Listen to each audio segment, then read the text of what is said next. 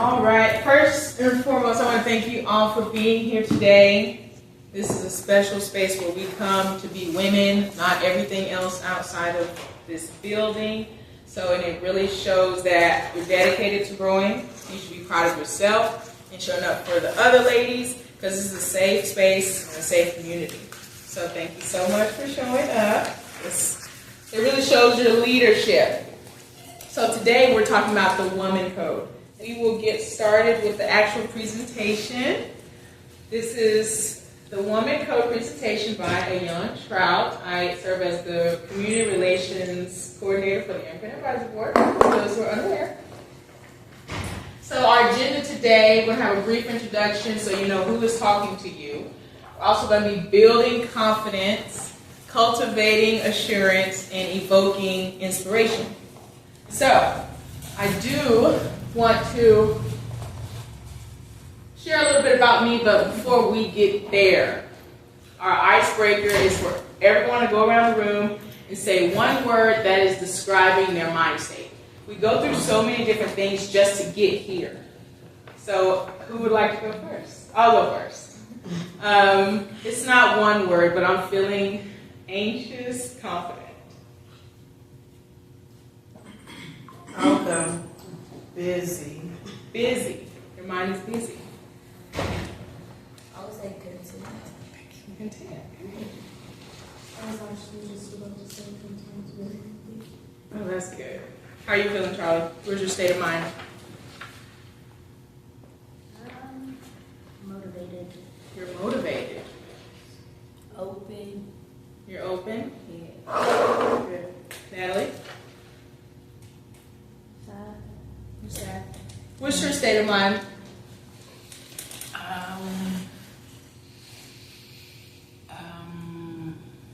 Excited. She is excited. How are you, Miss Marie? Where's your state of mind?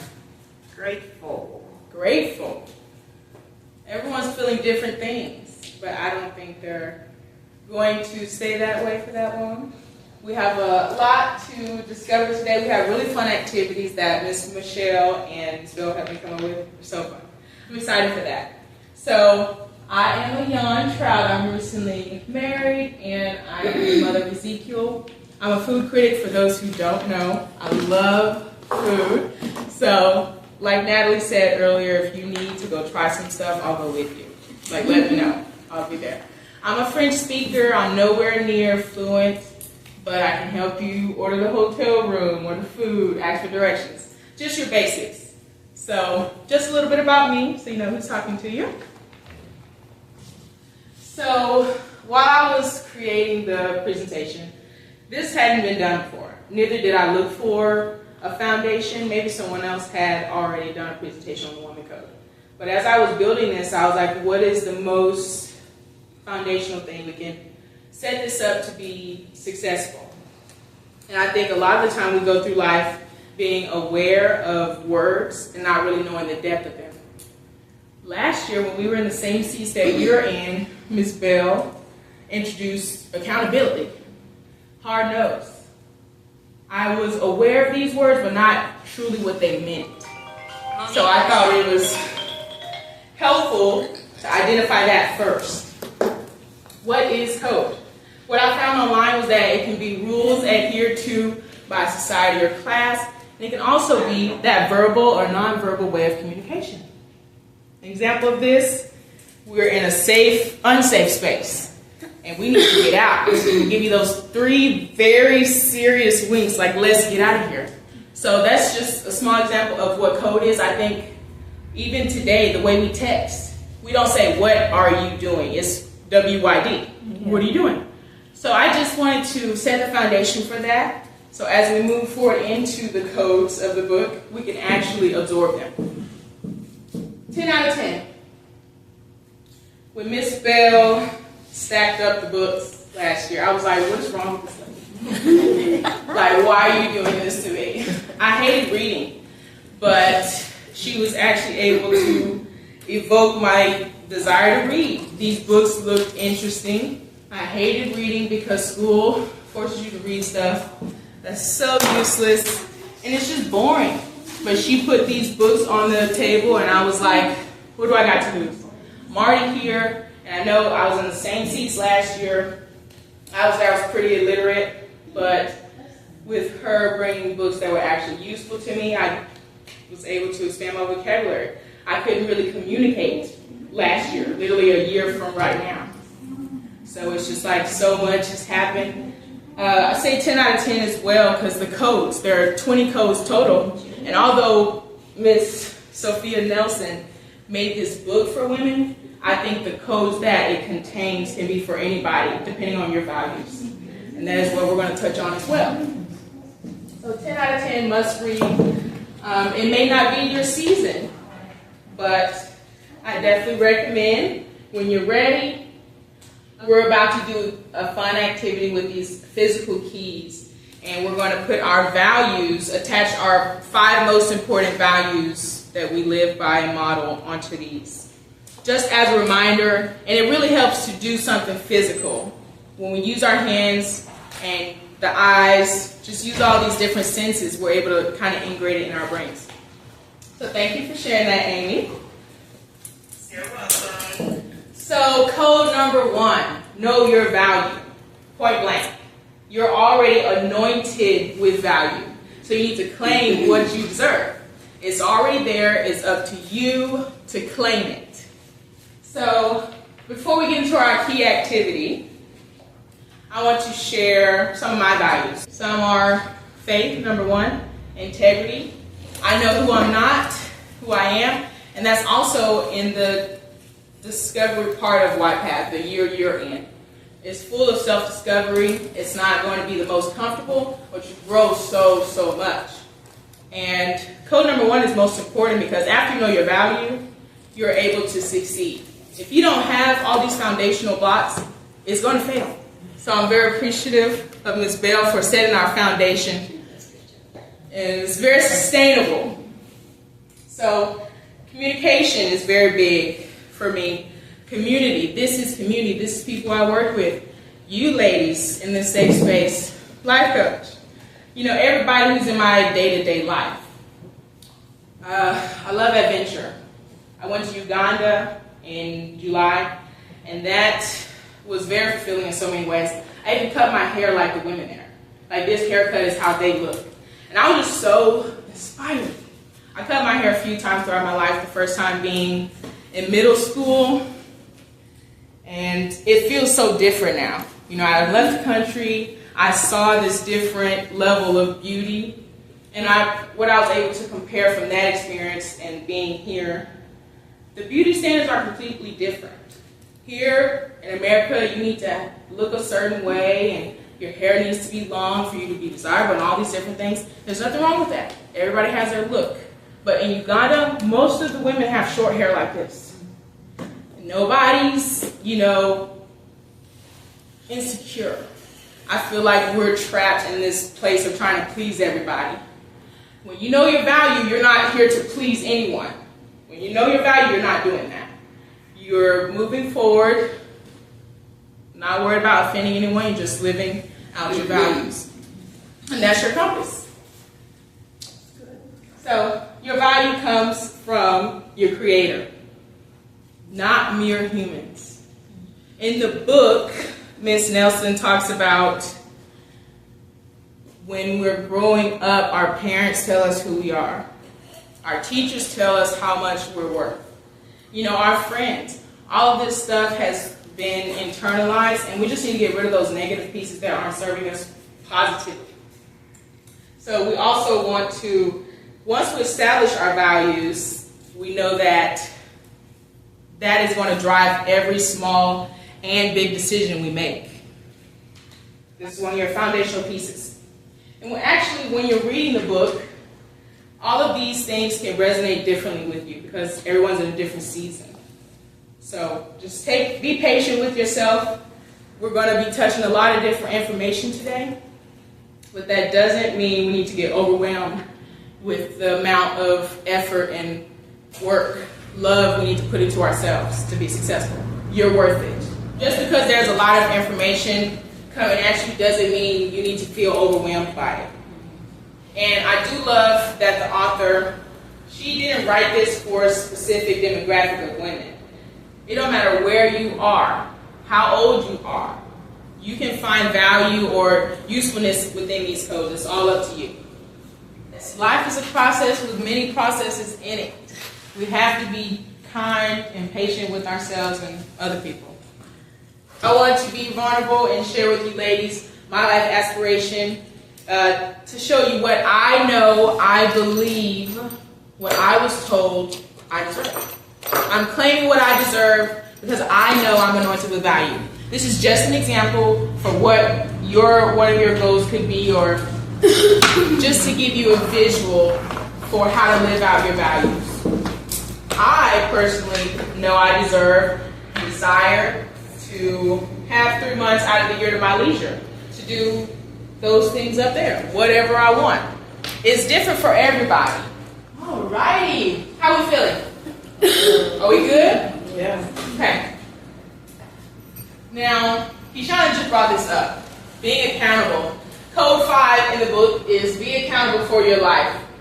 It is within your hands now. No one else's. You cannot hold someone else responsible for how your life turns out. We are born and we are given our childhoods. Okay? Now we're adults having to either heal, let go, build, do whatever to be successful in your adult life. I'm currently navigating that because I'm trying to let go of things that were hurtful. Just like Miss Sofia Nelson, the author, she says the things that have hurt you make you feel unloved or feel less than, or that you're unworthy or undeserving. You got to work on that. Because I'm put myself out there, currently am experiencing a lot of turmoil because of me not taking accountability for the past. Although I didn't do these things to myself, I didn't hurt myself, but the things that hurt me, I cannot continue moving forward with those things. It's just not going to allow me to be successful or show up as the person I want to show up as, living out my values for the people around me. I want to ask the question. Does anybody currently capacitate a victim mindset? What do you mean by that? Like, feel sorry for yourself. Hold on, Amy. Did you say yes? Yes. Okay, we have 3 people saying they have a victim mindset currently. Well, Used to. She used to. Charlie, you have one, Ava? Okay. Thank y'all for being vulnerable and honest. How did you navigate that? How did you liberate yourself from that victim mindset? Yeah, Charlie. Tell us the secret. So, I used to blame my parents for everything. It was all their fault. Everything horrible that was wrong with my life was their problem. Mm-hmm. Their problem. Bye-bye. They suck. They were doing everything. They were the reason I couldn't move on and do things to move forward. So, what instead I decided to do was accept the fact that, okay, all these terrible things that I had to go through did happen, and now what we're going to do is be better, do better, and move on. Learn from it and grow. That is what she says in the book, Charlie. Is it? Yes. That's cool. Yes, she says along those very lines, you learn from it, and move on more wisely. Again, it's a process. And, I'm in the beginning stages of actively healing and letting go. It's very difficult. It's very difficult. You have to I want to mentally and almost somehow, I don't know how to explain it, but you almost have to physically accept what has happened. Like, are you saying physically, like let your heart feel that? Yeah, Mm-hmm. yeah. You have to. Let your heart feel that. Yeah, yes, We're it gonna do happened. this. Yeah, it's done. It's over. Mm-hmm. Let's hit the ground running, hustle, and go. Like that's what you have to do. That is really, really nice, Charlie. Until you're aware that you're operating in your victim mindset, you can't become accountable for it. That's step one, awareness. So we just want to, again, be patient and graceful with ourselves as we move forward in liberating ourselves. Code 11, choose your thoughts and your words wisely. And although that's not always achievable because our emotions are always fluctuating and we don't have the capacity to think about how I want to deliver this to you. Mm-hmm. But as we become aware and then take accountability like we're doing right now, we can be more successful. We've done 2 exercises. The key exercise where we identified your top 5 values. And then we just finished the accountability exercise. How do we feel? I feel like we're getting to know each other better. Yay! Perfect. That's what we need. All righty. I just want to remind you. You're sickening. You're sickening. Oh You're sickening. You're sickening. Oh, why tweet? You gotta explain that to You're our people. sickening. You're sickening. Amy, are you looking? She probably can't see the screen. You're sickening. This is a part of the presentation. I just wanted to remind you. Retweet. Okay. All righty. Just a quick reminder, y'all. Why am I sickening? Why am I singing? So this is a good thing. Okay. So when I say you're sickening, that means that, one, you're powerful. You're very powerful. You're inspired. You're admirable.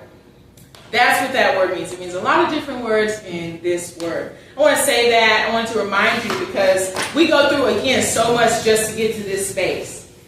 The other 3 weeks out of the month, we're scrambling. We're busy. We're caring for other people, not caring for ourselves. And I just want to remind you, out of all the things you do and don't do, you still do your best and you're sickening. Just want to remind you. You hear that, Amy? I'm sickening. You're sickening. Okay. Let's take a water break. We are coming to the end of the presentation. Still got a little bit to touch on, but code 19. Ooh. It is have courageous conversations. Miss Ice is right here. I wanted to include her because she is a sickening woman. She's that powerful woman I'm talking about. And we're all Isises, or, however you say her name. She was an infamous Egyptian queen, okay? She is known for being the protector of women. She was there in that postpartum stage where we really, really need the most support. And a lot of people, society doesn't allow us to really receive the care and support that we need. Again, that's a part of reminding you, you are sickening, you are worthy, you deserve all these different things. But you cannot claim what you deserve until you have identified what you value. Again, who are you, who you are not. Code number 15 is be brave. This is a part of having those difficult conversations. Currently, I have a podcast called Sweet Taboos. I'm the host, my mom is the co-host. And there we're talking about pretty much any and everything that is uncomfortable, but we need to have those in order to grow. Again, you may go through some uncomfortable periods, and that could be, 10 minutes or maybe for the month. But it's all outside of those uncomfortable spaces you are growing. Again, growth is not a simple process, but afterwards you're very rewarded, I promise you. You have to put in the work. So, again, with the podcast, we're talking about all the things that society avoids. One of them being racism. We're all aware of that. Our next one coming up is the effects of social media. Our very last activity is a little bit personal. Whoever wants to share definitely can. You'll need a pen for these. Does anybody have a pen? Everybody have a pen? There's sticky notes on your table. You can just get 1 or 2. Basically what we're going to do is you're going to write the name or names of the people or person you have to have a courageous conversation with. This could be your boss. You ready to ask for that raise? You got your data ready? You getting ready to have that conversation? You got to talk to your partner. You need to talk to your kids, your parents. It don't have to be a script, you can do that, or you just write down the code word for who and what you need to talk about. The activity relates to the code because, again, you need bravery, you need courage to move forward in those uncomfortable spaces. So I'm here to encourage you to have these conversations. And as you read the book or when you approach that chapter, she's going to give you tools and just different resources for how you can either build that courage and then execute the conversation. For those who are into podcasts, you can scan the QR code. I did include this quote because Miss Alicia Keys, she's pretty sickening. But she also said, everything you want to be, you already are. You simply are on the path to discovering it. I thought that was pretty inspirational, especially with, again, the seasons we may be in life. We have a lot going on. And just, again, to come to this space and pour into ourselves, it's important. I know before we had the kids, we had dreams and aspirations and desires. And, you know, everything kind of goes out the window. But this is the space for you to reel it in and pour into yourself the way you wish someone else did. But you have to put in the work. You know, Ms. Bell provides the tools, you just have to use them. Mm-hmm. So, in conclusion, that has been the Woman Code presentation. If you want to chat, this is my information. Come on.